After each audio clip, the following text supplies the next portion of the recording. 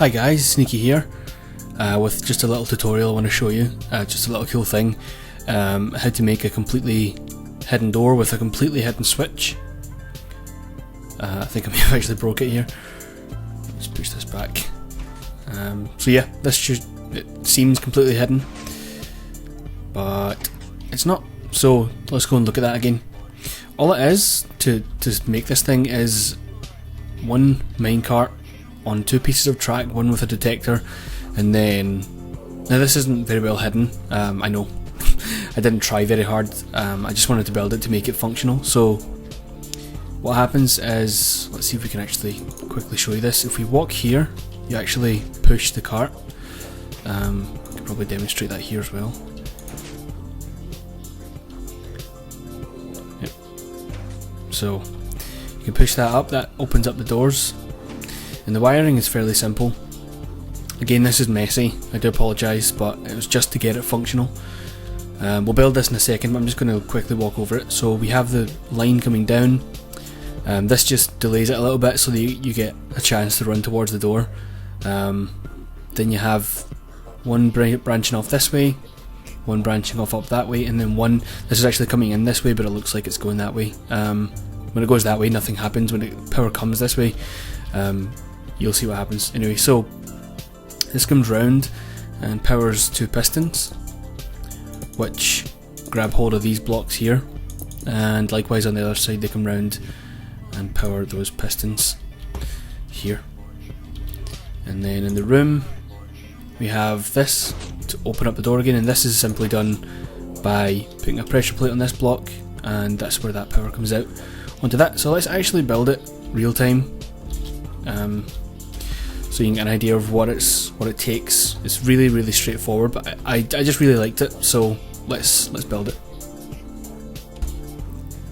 Okay, so let's look at how it's built. What I'm going to do is build the detector itself, and I think I'm going to leave it up to you to decide, you know, what type of door you want to connect it to, because this, strictly speaking, doesn't have to connect up to any type of door or piston contraption. It can connect to absolutely anything you want that needs, you know, like a redstone power.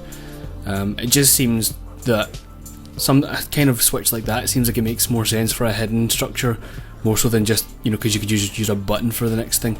But in this instance I'll just show you how to build the actual thing itself and how you could link it up to something. So say this is the corner, it has to be like this. You can't have these corners here, of course. And let's just say I have a door right over here I want to trigger, like so.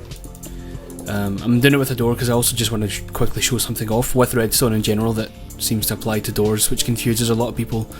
In my experience, I always get people, I always notice people trying to work this out and not quite getting it. So what we're going to do is place a rail, a block, and I didn't mean to use that. It doesn't really make a difference what block you use, but keep it uniform. So you want to place a block like that first, and then your detector rail, then another one, then take that one away and place a block like that.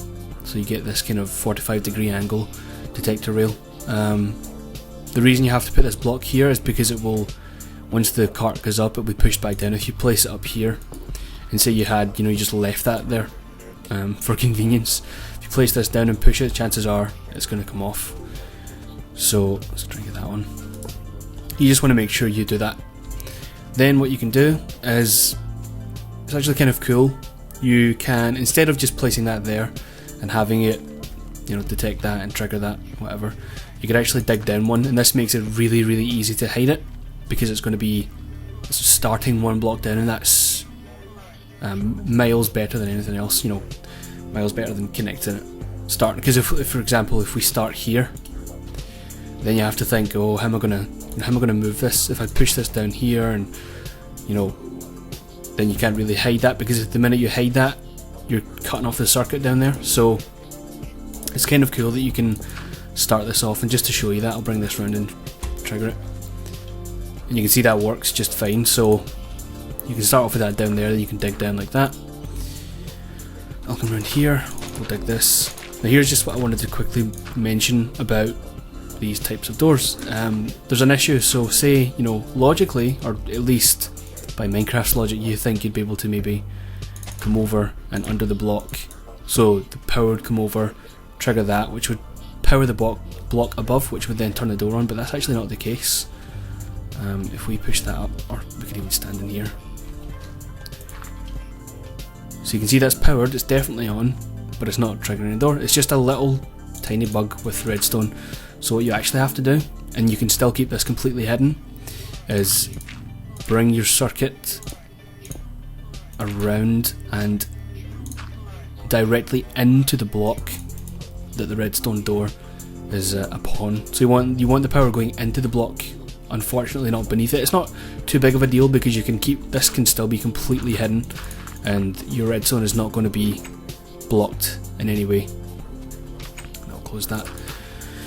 You could also, for convenience, just throw down a couple of repeaters on, you know, whatever tick you need. You can time it yourself and work out, you know, exactly how much time it would take you to run to your door. So you can push that, and you'll see this will be open for a good while. That gives you time to go over. So that's really the gist of the circuit.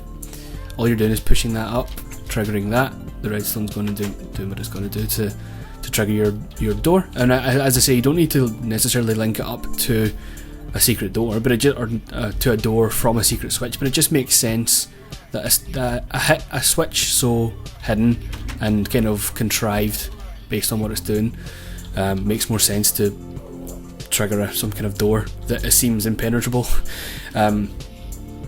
Even more so with the pistons, because it just seems like it makes sense to have a hidden switch for a completely hidden door. There's no way, there's absolutely no way you could tell that was a door unless you knew about all of this. So I just thought, you know, completely hidden switch, completely hidden door, which is easy enough to trigger back from the inside. So I hope that was useful to you. I hope you find uses for it, maybe an SMP or something like that, I'm not sure. In single player I don't think a hidden door would be that useful, but hey, you might find use for it. Some of you might, you know, like building that type of thing. So if you liked it, please leave a comment or whatever. And yeah, my name is MrSneakymode, and I will see you all later.